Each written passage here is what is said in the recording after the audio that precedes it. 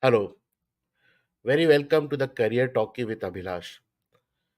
It's been my fortunate times that I have been able to interact with people from multiple career leaders in different fields. As you are aware that I've named it as Career Talkie. ये एक फिल्मों की तरह है, एक film की तरह है किसी के करियर में। और जैसे हमारी ज़िंदगी में होता है, फ़िल्मों में होता है, एक उतार-चढ़ाव होता है, एक टर्निंग मोमेंट आता है, एक क्लाइमैक्स होता है, and then things go well after. The way we look at a career journey in that ways. Inspirational हमें तब लगता है जब हम उस करियर के हीरो हों। आज मेरे साथ I am very fortunate to have Major General Ashok Sharaun, जो एक्चुअली में हीरो हैं, the real hero from Indian armed forces. And we are very, very fortunate to have him while we celebrate 25 years of Kargil Vijay. Good afternoon, sir. Hello, Abhilash. How are you? It's I'm very good, always sir. I'm really delighted to see you and such a smiling face, sir. I want to ask you that are you the way they portray a Fauji and the smile you carry are totally poles apart. You seem to well, be very, very mixing, sir. And thank you so much for your time. You squeezed out time. I know Kargil Vijay is on 26th, and I could you could give me some time, 30 minutes for this session today before the event. Actually, thank you so much, sir. it's a privilege, Abhilash, to be on your show. You have a wonderful spoken reputation in all the circles, and I'm really looking forward to a very interesting discussion and a lot of incisive questions from your part, which I will do my best to answer as frankly and honestly as possible. Thank you, sir. But मैं बताना चाहूँगा it's more of a I find or I see my guest as a storyteller. वो अपने career के hero हैं, and you know your story much better because हमने तो बाहर से सुना है, हमने तो बस सुना है और हमने आज आपके मुंह से वो चीज़ समझना है, so that the youth today who are watching this, youngster people at mid career, people at different level of having struggles in their career, when they hear it they can understand and relate with various dilemmas and concerns which happens in a career journey. And I, as a I've been able to interact with multiple people from different career, and I've found this thing common. आप किसी भी field में हो, उतार चढ़ाव होता है, it's a team work. आपके सीनियर, आपके टीम, आपके जूनियर, आपके colleague, they all create that work environment, the world of work for you, जिससे एक डिसीजन होता है, जिससे आपका करियर जर्नी और आपका मोटिवेशन बनता है। So with this, sir, may I request that if you can just let us know from your, how did you join? What was your aim of joining the? You are a second generation officer, that I'm aware, but I want my audience to understand what is a second generation officer means, what core and what how did you join army and where did you do your schooling and things like that. The first phase of your life till you joined the Olive Greens. Like you brought out, I was born into the army. My father was in the Deccan Horse. He's a veteran who had a tremendous influence in my life. He joined as a Swar in the 19 Lancers in 1936, and he learned English from a dictionary which used to hold a torchlight to in the night, and rose to become an officer in 1943 and joined the Prince Albert Victor Zone Cavalry, and he was in all the battles in Burma till independence. And then from there, once PAVO went to Pakistan, he joined the Deccan Horse. So I was born into the Deccan Horse in the 6th Squadron, which he had spent his entire life in. So I was actually brought up amongst tanks. We had small cantonments, like I was at Kalucha, thatched huts, and the tanks were just right next door.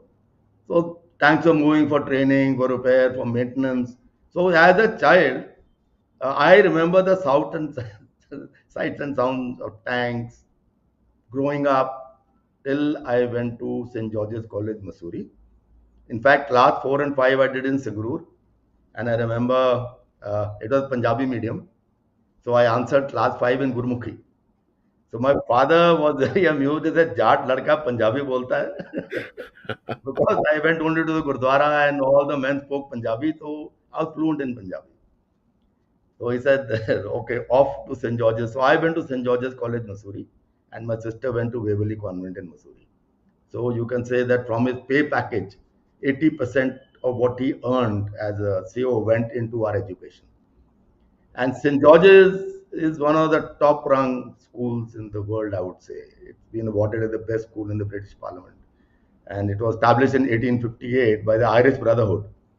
Now, they had a tremendous impact on all of us who were there in school.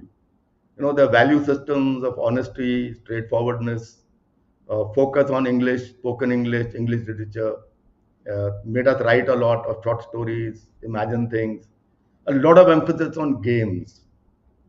We were playing throughout the year in the rain. And then building up and fostering a lot of camaraderie with our friends. In fact, my best friends, all even today, go back to school. And when I finished school, I had set my mind on NDA, though my father said become a lawyer or anything, that normal way. I said, no, dad. Now, he was very encouraging. And I remember as a 15-year-old, he was a commander in Gaya. And we had a huge house because it had been reappropriated to the hospital earlier. And there's a massive estate of almost 8 to 10 acres behind, which were actually a no man's land. Nobody really owned it, a thick forest. So he gave me a 12 bore and taught me how to shoot a little bit. And then he would tell me, Chalo, aaj do khargosh leke aao. Or 6 partridge, we have a dinner. So before the age of 16, I had to go out hunting for Hunting. rabbit and partridge. So may I So ask which year is this? Like, which we era were and in which? 1968, uh, just before joining NDA in 69, July 69. So So in there your was school, a if I may ask, the school is known for having princes of prince and princess studying in of that Victorian era in that school. So were your friends from the elite families of the country or outside or abroad? How was it your schooling? You mentioned that you had a best friend and a good camaraderie till with them till today.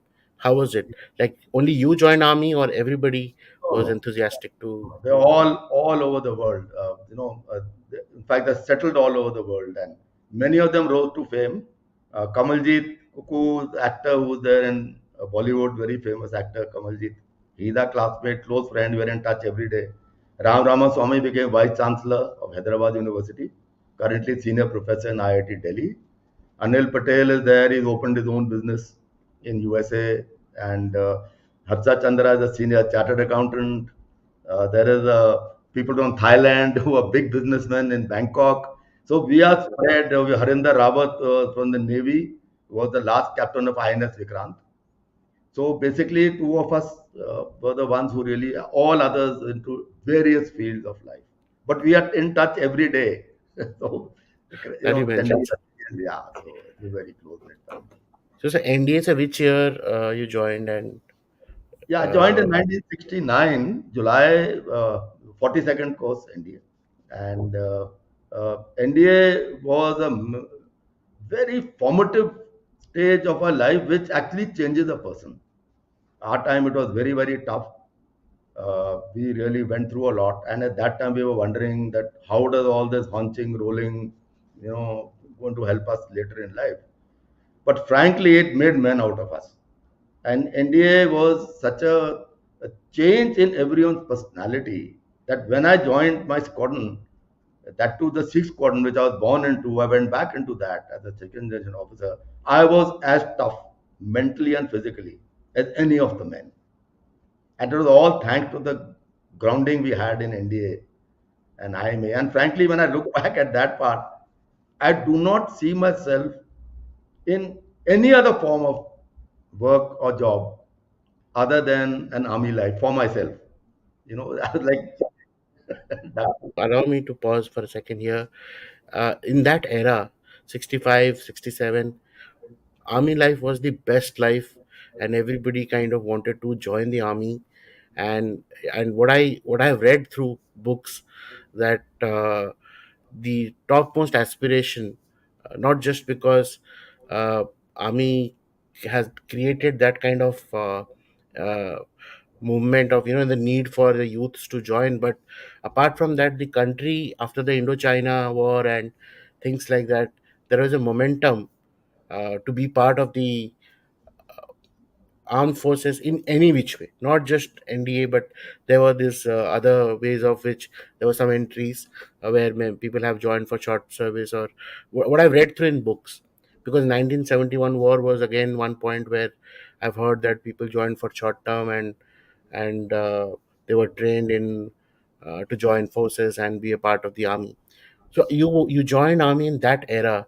I wanted to understand, wasn't it little dicey for you, because just a young officer out of NDA and the country is going to a war, and like सब बोलते तो हैं फौज इसके लिए बना है, but क्या लिटरली पहले ही दिन से ही मतलब you are there on the field? And because I want to know sir थोड़ी सी वो story, and now I understand why Kargil didn't seem a bigger word, because you're 1969 NDA, so I'm sure you were very hard, uh, well trained, and all these things were already ingrained in within you.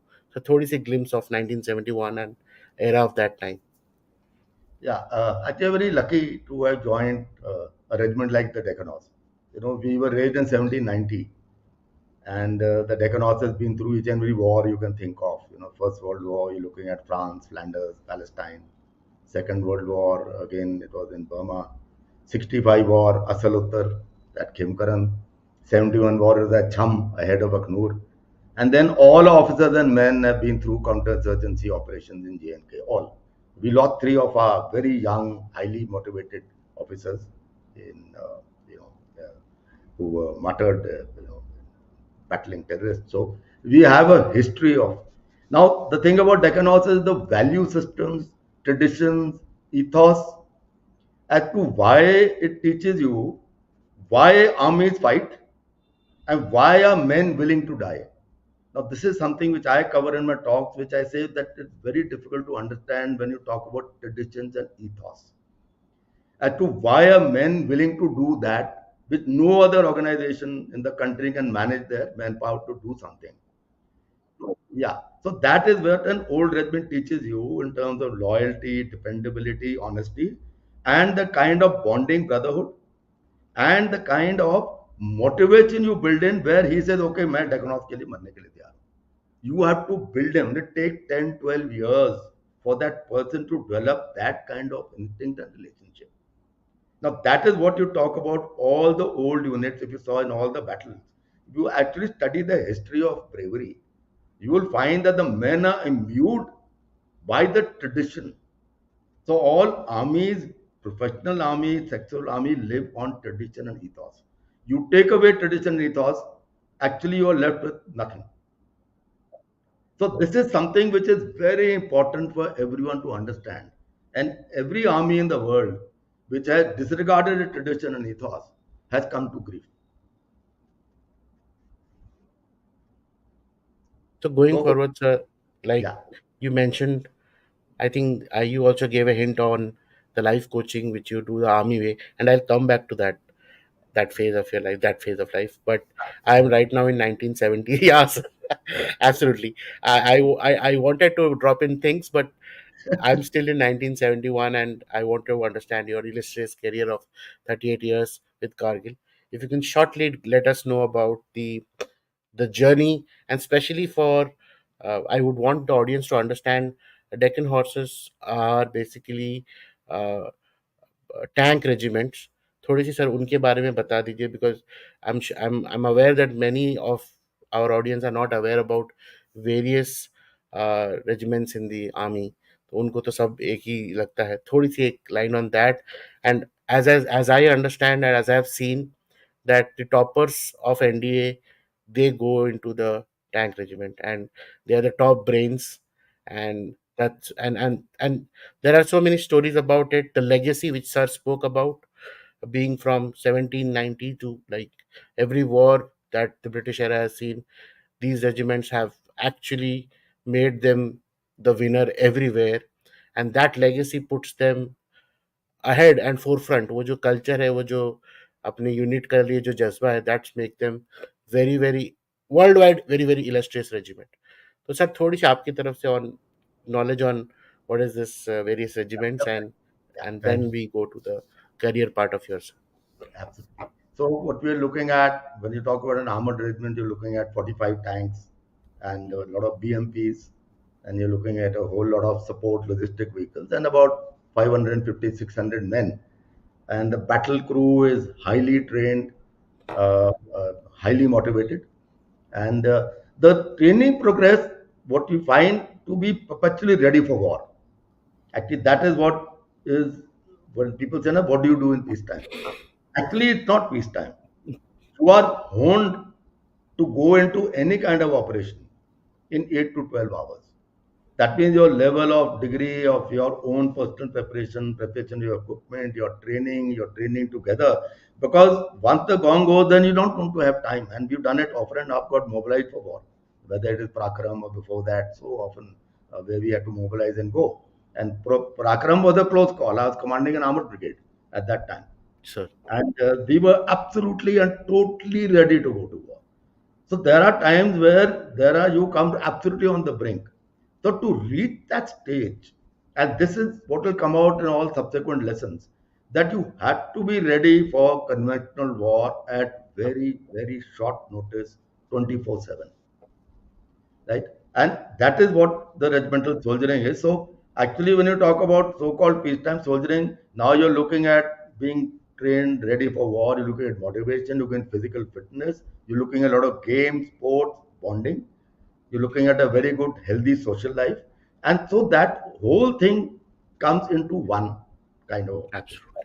life. As you mentioned, sir, peacetime is actually not peacetime, but to get ready at a flash of the moment, and how it to mobilize. And it's not just about one person, but the entire unit, puri fauj, pure all the men, and in a very shortest span of time. जो आपने बताया Operation Parakram, you're all ready.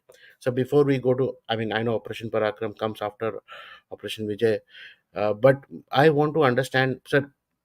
uh, आपने भी शुरुआत captain से की होगी, and then you have subsequently rise in the ranks, and today, I mean, before you retired as Major General. I want to, or we would want to know more on the aspect of your colleagues, team, and men, how they have shaped up your leadership qualities, abilities, and when was the first stage given to you? Although I can understand, like from 1971, you being there, you would have been given the responsibility immediately post your NDA. But for the people to understand the journey of a Fauji officer, when that first responsibility is given to you, and how did you mature up, वो leadership आपके अंदर कैसे डाली गई और आती गई, that is what I want to, if one, any story, any, so you might be having many of them, एक छोटा सा for the sake of my audience to understand and feel that ये really में होता है. Frankly, what happens is that the leadership is something which builds on you as you progress in the army career because it is based a lot on interaction, based a lot on circumstances, it's based a lot on the people.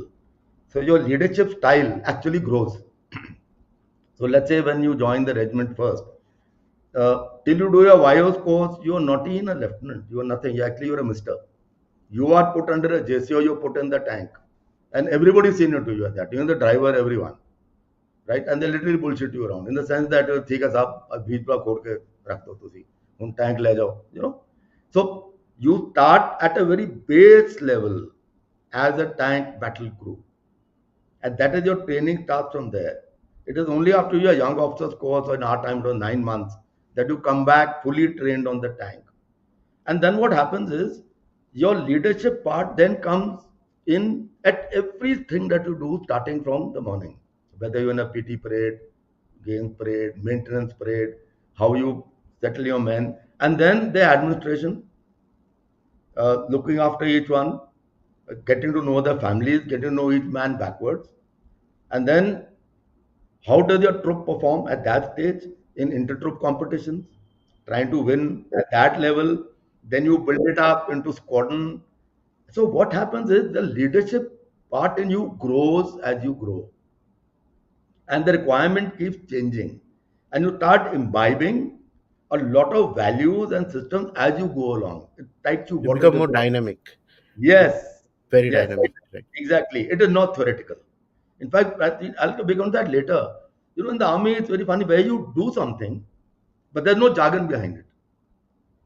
So what happens is that without the jargon, so if you go to a management school, there's a lot of jargon, right? A lot of verbiage. Now we don't know any of that jargon or verbiage. We just do it. So you ask a chap define, he can't because no one has given him that theoretic that you are this. In your management technique, you must be like this. You must tolerate diversity. You're doing it. So what happens is in the army as officers, we land up doing a whole gamut of activity without trying to give it a nomenclature. That is actually the hallmark of military leadership. If you tell somebody, I mean, because वो tick mark वाले हमारा इतना ज़्यादा, we don't have that ethos of, yes, there would be talks in literature, but everyone says do it, lead from the front, set an example. So while you're setting that example, all the attributes you find in theory are actually getting embodied in you in a little practical sense. So I think what actually stood out from the officers that I admired in my career, and I've had very, very outstanding officers, very outstanding, is firstly a sense of purpose, a deep sense of commitment and purpose towards your task and mission. Second is absolute honesty and integrity. Third is practicing what you preach. And fourth in leadership is empathy, empathizing with each and every person and understanding them and going about it with a large heart. The first thing even our senior told us, keep a large heart. So when you put these into practice, you find that more or less everything gets covered, you know, long as these attributes are there because they show. And once your juniors, your men get to see these attributes, and now you put in tradition, you put in ethos, you put in your regimental spirit, you put in your squadron spirit, then you get molded. I've had a lot of experiences. I've had one of my men, in fact, we were going for some kind of a operation, and this guy is practicing, and he tell me in Punjabi, he was a Sikh driver, साहब वो गोली चलाऊगा मैं गड्डी ऐ करांगा तो गोली ਮੈਨੂੰ लगूਗੀ तू मेरे सज्जे आ जाओ and ਤੁਸੀਂ ਆਪਣੇ ਕਾਰਬਾਈਨ ਨਾਲ fire ਕਰੋ. So he's practicing taking bullets on his shoulder. I'm just trying to tell you, I mean, this is the degree of motivation people achieve. Now, how did that come about? My God. So you are saying it so simply. Hearing it itself seems very like what kind of mental toughness and readiness. Yeah. Uh, so I want because we also have a short of time and we are limited with time. Although I want you to converse more on it. But sir, during one of the most aspect is you were also director of military operations during the Kargil war, and as we are celebrating or commemorating the 25 years of Kargil Operation Vijay, I would like you to just share us anything which you think the young generation of today should know about it and should in every bridge they leave wherever they're there, and when they speak of Kargil, उनको ये जानना जरूरी है. So what is your thought? I want to hear it from you, sir. Okay. So, firstly, at the outset, I was very privileged to be the director military operations in the section dealing with uh, this entire thing. In fact, my section had very outstanding officers, and we had two halves at that time dealing with the entire from Northern Command all the way to Southern Command, conventional operations as well as counterinsurgency operations. So that entire gamut, and I was very fortunate to work almost directly under General Widge, who was then the DGMO, later on became Chief of Army Staff. Because officers who were senior to me had a lot of other, tasks to perform. So my section was directly responsible for the daily inputs and outputs, daily briefings, the daily operational management, of course, under the DGMO. So the initial briefing for those few months of the Kargil starting April onwards and going all the way to October were initially started by me myself, giving out as to what is the ground situation, including the cabinet.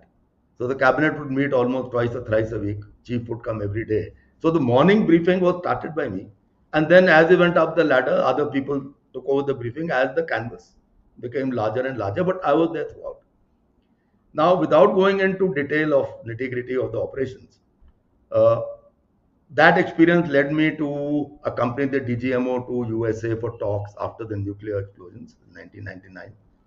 Then I accompanied the DGMO to Vaga uh, to work out the Pakistani withdrawal plan with the Pak DGMO in early July. No, the modalities. So we flew down and had a chat. Then I accompanied Sri Arun Singh, who was Minister of State in the Foreign Affairs, special appointment. And there were two of us in the delegation. The other one is the current Foreign Secretary, Vikram Mishri. So two of us accompanied Arun Singh for talks in New York and the Pentagon. Now this is post Kargil, right? So there was a lot of interaction as to what all happened, and that again is again. So what happened is this kind of exposure gave me a very good understanding of the higher direction of war, what you call grand strategy, and coming down. And since I was actually handling the operations right down to the nitty gritty. Now, I will not go into any specifics. I'll just cover three aspects over here. One is there's a lot of literature out on Kargil. I mean, a lot of interviews, people have written books. A lot of people who written books have actually thanked me and my section, like Captain Raminder Singh, for all the, because all the documentation was with me. So Subramaniam Committee report, again, all the documentation came from me. The official Kargil history has been written by my section, the one which has gone to the formations. So we were actually the fountainhead of all the knowledge. There is a lot which is not yet been addressed by almost anyone. So what happens is at some stage, I feel, and those who know what I'm talking about know what I'm talking about, we will have to address certain issues which are not addressed. So that is point one. Second one is I'll come on to just a broad in strategic thinking. We're talking about a strategy of deterrence. The primary aim of any armed force in the world is to deter war. If you can't deter war, actually theoretically you failed. Okay, if you look at it in a wider perspective. Strategy of deterrence has got four legs. You're looking at capability, credibility, communication, and perception. Capability is military capability, like I said, like an armored regiment ready to go to war at 8 hours notice. A nation should be ready to go to war in 1 week's notice. Because what happens is the enemy's capability is there. His intentions can change overnight. So no one can prophesy and say X country will not go to war with you. Because intentions can change. Credibility is that you will do what you say. Communication is communicating very clearly to the opposing side that this is what I will do, should you do that. And last is perception. What is the enemy's perception of you? So actually, when you look at strategy or deterrence, this is what armed forces have to be doing 24/7. It's a full-time job. So now when you look inside and say, okay, do you have the capability? Are you lacking? So if you ask them, okay, frankly, today is say 24th of July. On 1st August, are you ready to go to war or not? If the answer is no, there's something wrong. Okay. This is the most major lesson I have learned and which I would like to pass on. Because if you can't do that, that means if you're asking your unit to do that, you're asking your formations to do that, you're asking everybody else down the line to do that, then why aren't you ready? I mean, that means all the bricks in place are doing the job, right? But we at the macro level are not able to deliver, right? So that is my second point. Third point I'd like to highlight is the tremendous courage and bravery of our officers and men. It's very rare for armies to be able to accomplish what we did. In high altitude, the kind of attacks that went in, the kind of casualty, the kind of grit, the kind of determination showed, it is actually remarkable. If anything that saved the day, I would say today, would be the bravery of our men and officers. I will leave aside all other issues of because there is so much. When we wrote the official history, we went by the war diaries of what the units gave. we had taken a very conscious decision. General Vij is totally in picture, that we took a very major call that from our side we will just follow what, by and large, what the unit have put in the war diaries, officially recorded that, and up the chain, vetted by every formation, we will go strictly as per that. So we followed that principle, right? So, but the macro lessons that I am bringing out, many of those are still to be addressed. And General Vij has spoken on this. General Malik gave an interview just now at Hindustan Times where he spoken about failure of intelligence at the highest level. So again, we've gone into a strategic sphere. Now, this is what all our ex-chiefs have written about. It's on record. So certain things have still to be addressed. And that is the major lesson that. Sir, I must say one thing. I have spoken to military men. I have spoken. My father is from army himself. Everybody has given their glimpses of what they saw through their eyes. But you being at a position of responsibility where the entire army structure, from brick by brick to the highest national level, where you're representing or understanding everything. This is the first narrative I have had of not just for the, I mean, it was Kargil as a context, but I could understand from your voice that what it takes to move the army, mobilize the army, and what kind of readiness Indian army has, Indian defense forces have. I'm very happy that, sir, you could spell it out, because जो लोग इसको सुन रहे हैं, the position of responsibilities comes like this. As sir mentioned that you grow and you grow to position of leadership, ऐसा obviously he mentioned that every stage you grow and it binds upon you and up or challenging role, or you would keep on doing better. And I think that was the topmost thing to happen for him at that time, where I can see you are a very calm person, a very, what I can understand, very smiling face, because the kind of stress or the kind of reporting or the kind of demand we were seeing in the news item every day, those briefings, everybody from the radio to newspaper, new NDTV had come, all everybody was eyes glued on that कि क्या हो रहा है वहाँ पे, खबर आ रही कि नहीं आ रही. And there was a spokesperson who used to come in the evening in Doordarshan, and everybody used to cover, and there was one way communication. He used to just answer and then go.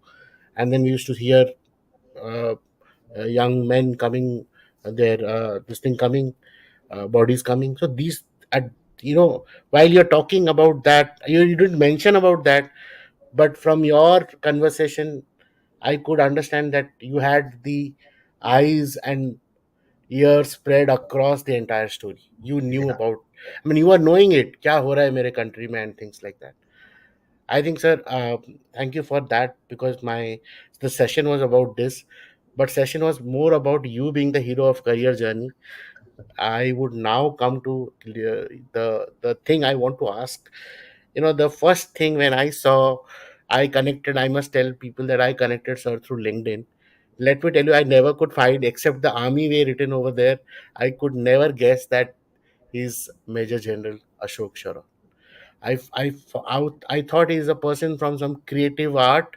He's a producer, White Knight Creation. I saw some poster of drama, some poster of movie, and I myself was like, I want to know this person. So my next question is for people who think men in olive can only command and military canteen में घूम सकते हैं और क्या कर रहा है थम कौन आता है यही बोल सकते हैं. I think you have broken all the barriers.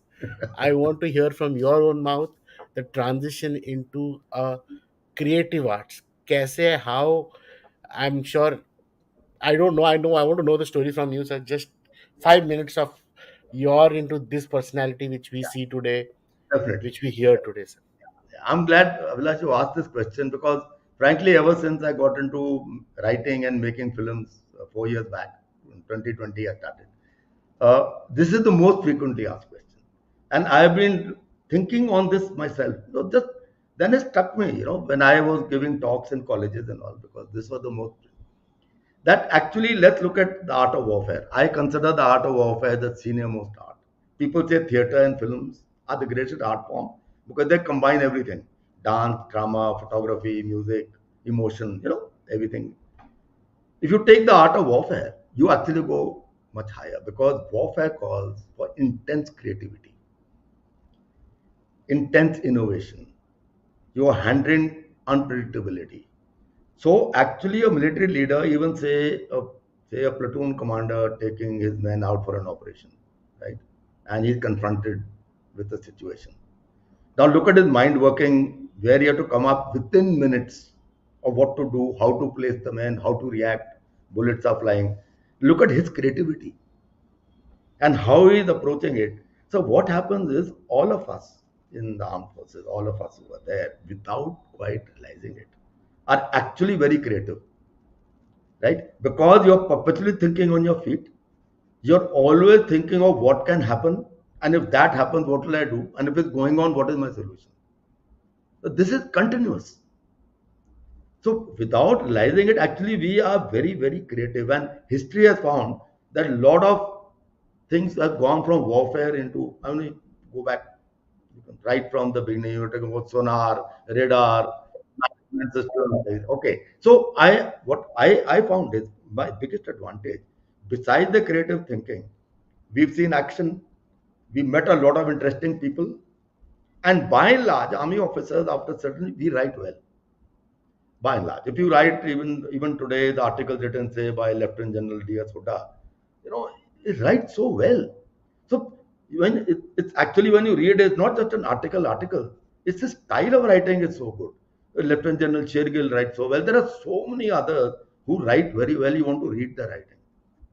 Now, when you combine all this, actually, I'm surprised there aren't so many more in this line because you're You acting like have a broken the barriers. I think you will inspire. I am now feeling that after seeing this session today, many of the Fauji folks who would be thinking अब क्या करें would actually jump to the creative field and reach out to you only कि कैसे पहला कदम उठाए to like you started white. I actually said it is very surprising. You may not because you are saying it in a very easy form, the art of warfare and with that kind of a reference. But वो जो एक personality persona barrier है for others to I am sure you would have met people with amusement in their eyes while talking to you and when yes, you yes, introduce them. yes, definitely. I mean, I take it as a matter of pride because what happens is like a bumblebee is not supposed to fly. Okay. So theoretically, I'm not supposed to be in this line. I mean, I'm not supposed to be doing. In fact, at the age of 70, I'm violating each and every rule. I still run 4 kilometers every alternate day. I go to pubs. So I'm into theater. I'm acting. I'm writing. I'm producing. So what happens is you learn to violate all the rules. Okay, and you do it your own way. So what happened is I wrote a short story, and then I read up on how to make a screenplay. Now, Abhilash, I'll tell you something. Writing a screenplay is one of the most fascinating creative things you can ever do and think of. Because in that, your visualization of a scene, say me even sitting here talking to you are building in, it'll be 2 pages. You're putting in camera angles, you're putting wide angle, narrow angle, you're putting in the music, you're putting in the mood, you're putting in my dress, right? Each angle you're looking at, अभी close up करेंगे, अभी पीछे करेंगे, and you're writing it all down. So what happens is the thrill of writing a screenplay is absolutely unique. So when I wrote my first screenplay, I sent it to my classmate Kamaljeet, who I told you who's big in Bollywood, right? He read it in one night. I thought he'll take weeks because he's a very busy person. He does so many movies. He read it in one night, and next morning 9 o'clock he rang up. Ashok यार कमाल कर दिया ये क्या लिख दिया तूने? I said why? कहता बड़ा अच्छा अच्छा कुछ करो यार.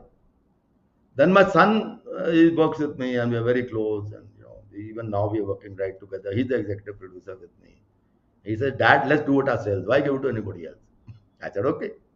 So we scouted around, got a good director, and we made our first short film. Then we made a second short film. Then I made a feature film. So when I went on to make my fourth feature film, the budget went way off because the actors' fees were through the roof. So then I said, okay, let's take a break. I went to do theater. Now, theater, I thought I'll just pass time, learn a bit. But theater turned out to be such a massive learning experience. I joined only last year. I've been there 1 year, 3 months. It is so immersive and you learn about human emotions first for 1 month, human behavior, body language, voice modulation, stage presence, then background story, philosophies. You're looking at Camus, you're looking at Beckett, you're trying to understand the philosophy, existentialism. How do I add Godot unless I know it? I did Shylock, I did a monologue on Shylock. Now I have to understand what Shylock was all about. Why did he become like this? How were the Jews being treated? You have to read up books and then you identify with Shylock. So I gave a talk on Shylock, why Shylock is Shylock. And why did he give that? I've done a monologue. So what happens is that I didn't realize there's a whole new world out there. So then I got into theater, and we just produced our first few plays, which were up on 21st, houseful, and it was such a lovely sight to see people cheering, clapping, the actors. A very good director, Saurabh Padi is outstanding. So I have written a play now. It's a musical thriller comedy, very unique. A slice of Broadway, live dancing, live singing, and action was spread over 2 hours. And it is due on 15th September. We started our work. So it so creative.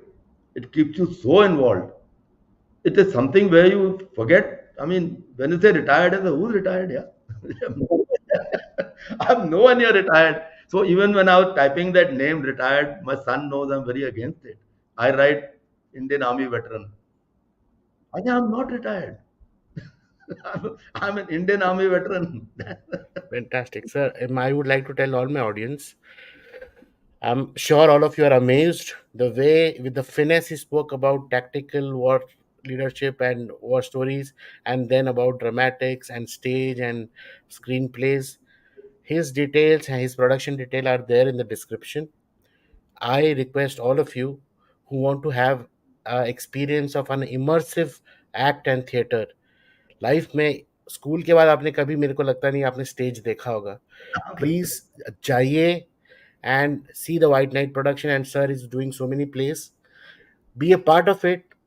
You will, what you will gain, you never know what you will gain. The way he mentioned there's a whole new world over there, and I can see from his face that he himself had never thought what he's exploring today, and there's Absolutely. much more to explore. I request all my audience, अपना Sunday निकालिए, Saturday निकालिए. Sir has written a Broadway also, and I am sure this going to go across the nation and globe. आप जाइए and give him a witness of what you experience, and that's from man from a military veteran, an Indian Army veteran who has seen the world, who's seen the world changing through maps. इनका regiment वो है जिसने दुनिया का, विश्व का map change किया है फ्रॉम 1719. इफ यू, अगर आपको थोड़ी सी वर्ल्ड हिस्ट्री में आर्मी, इंडियन आर्मी हिस्ट्री आप पढ़ेंगे, तो आप समझ पाएंगे what are Deccan horses done, what legacy they hold. British army के साथ दुनिया का नक्शा बदलने में जिनका हाथ है, उनके साथ आज हम बात कर रहे हैं.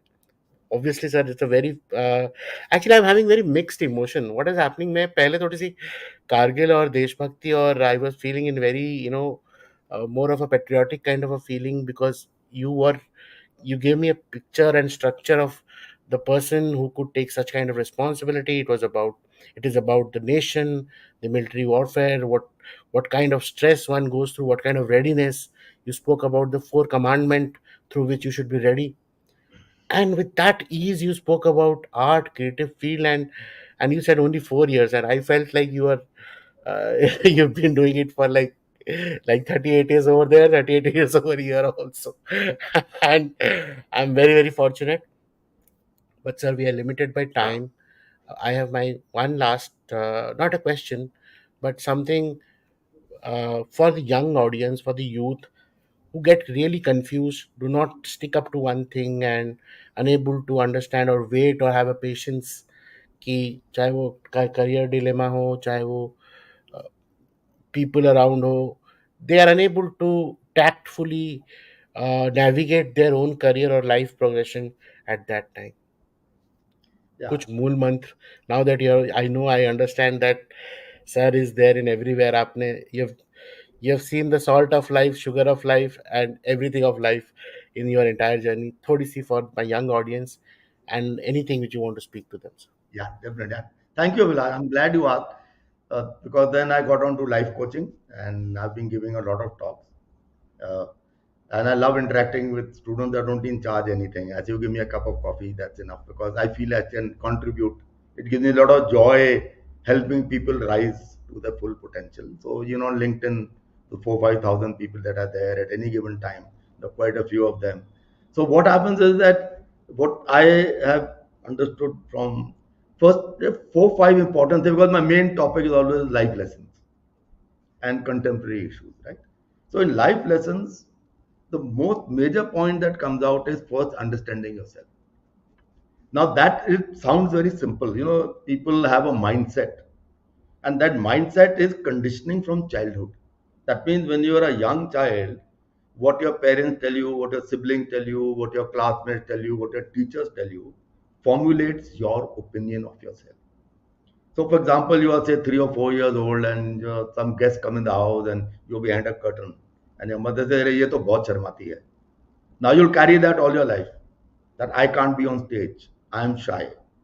A young boy wants to join, say, a tennis match, and he hits the first ball, it goes over the net somewhere, and his friends start laughing at him. He chucks the racket, never picks it up again.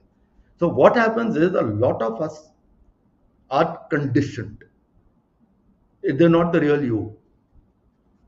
So when you follow a conditioned personality, you can't flower out because you feel, oh, I can't do this, I can't do this, how can I do that? How can I do this? No, I am this. I have to be a chartered accountant. I hate it. I don't want to sit in office. But I have to do, how can I do that? So first you have to break that mold. You have to understand your own talent, your own traits, your own personalities, your own boundaries, and any constraining factors. First is you. Then comes your potential, financial potential, your own potentials. I met so many people. So I always wanted to do dramatics, I always wanted to paint, I always wanted to sing, I always wanted to write. Because the moment they meet me, the creative side comes out. And I'm so happy. I've got so many people who've gone into writing because of me, started singing, started painting, started exercising, started doing so many things they were not doing earlier. And they thank me a lot for that because they didn't see that part of themselves. So first is understanding yourself. Second very important point is defining success. Then you get an aim in life. The defining success is internal. You define your own success. Nobody else can define it for you. An extreme example, say there's a photographer for National Geographic, tracks a bird for 4 years and gets the ultimate photograph. Right? Now, for him, it's defining. But for a businessman in Delhi, what the hell, yeah, this chap went for 4 years in the jungle. So, who defines success for you? You. So, benchmarking success and happiness to an external force, you're looking for failure. You're setting yourself up. You set your own benchmark. Now you link the two. What am I? What is my definition of success? Now you put in a life aim, and in aim you put goals and objectives. Goal medium term, objective short term. And then you go at it.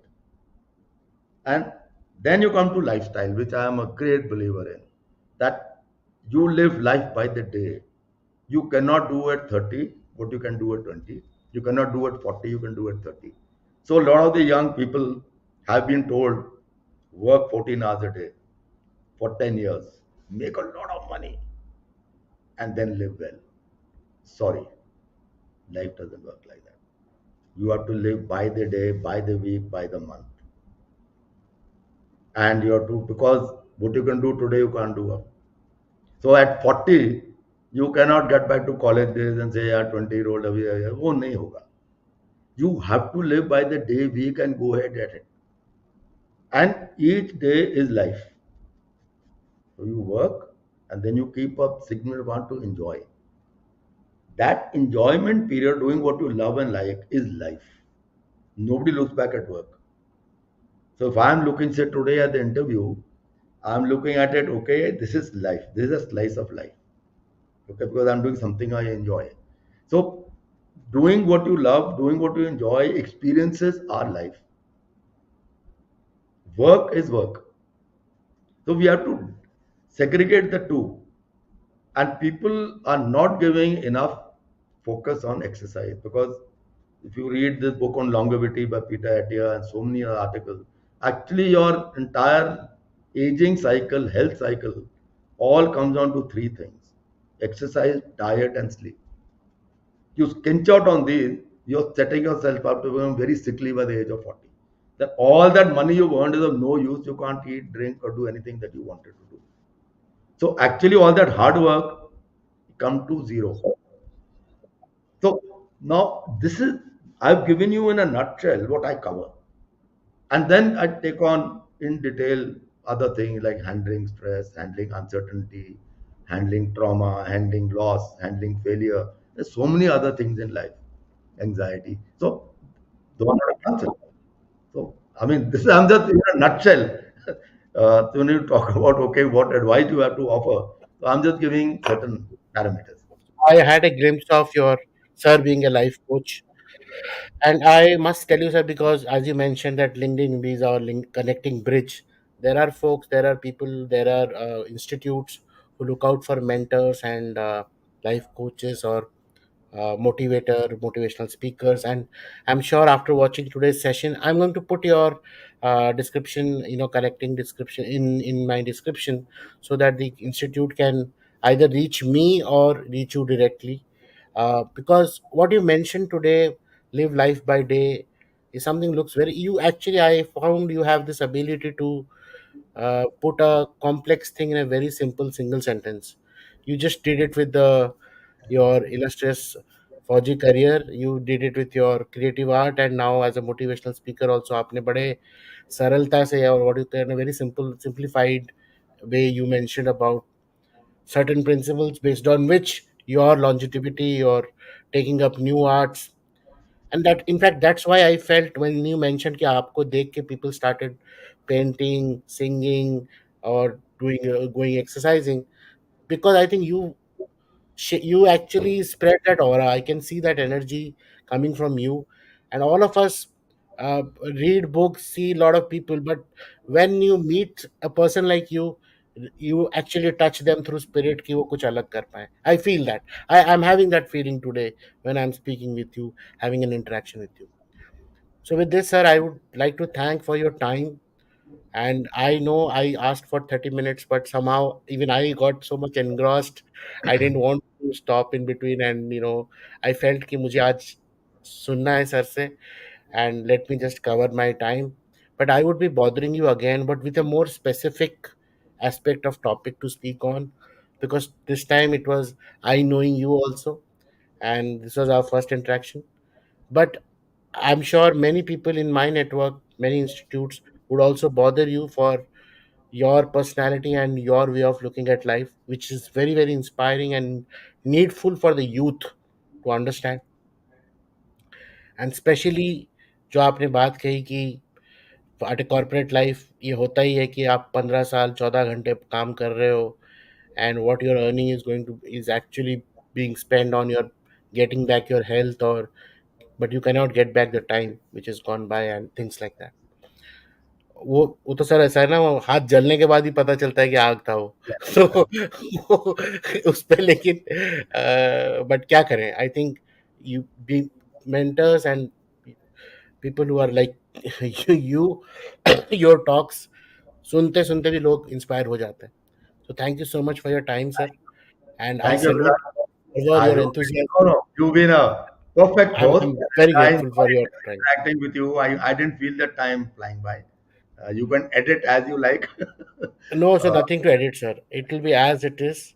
I want the because जो देखेगा वो भी engrossed होके उतना ही देखेगा जितना हम हो गए, आपको मंत्रमुग्ध हो गए. इनफैक्ट हिंदी में एक वर्ड है तो I wanted that creative field career के बारे में मैं आपसे ज़्यादा सुनना चाहता था, बिकॉज द बिजी लाइफ जब सबका हो जाता है, we find it very difficult to take that step of something very different from what we have been doing earlier. आपने वो कर दिखाया, like I put it in a very ऐसे ऐसे करके आपने बोल दिया एक sequentially because of the time constraint. But I am sure आपने भी अप्स एंड डाउन्स देखे होंगे, finding different kind of peoples interacting. But anyway, sir, thank you for your time again. I'm very happy you gave me time. and we could discuss, we could understand your career journey, you being a career leader, you being a leader in every field and every action that you have done.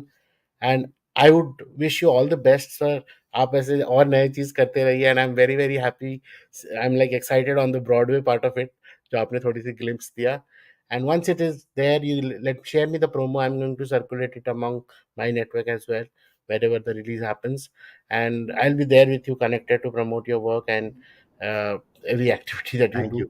I'll be there with you. मैं आपका fan बन गया हूँ sir, Thank you बस अब very आप much. चिंता, मतलब मैं आपका फैन It's बन गया a हूँ. privilege being on your show, and I really enjoyed interacting with you. You know, very nice interaction, very informal, and I enjoyed talking to you. Thank you so much for having me on your show. Thank you, sir. Bye, sir. So I'll end the show over here, sir. Thank you. Thank you, everyone.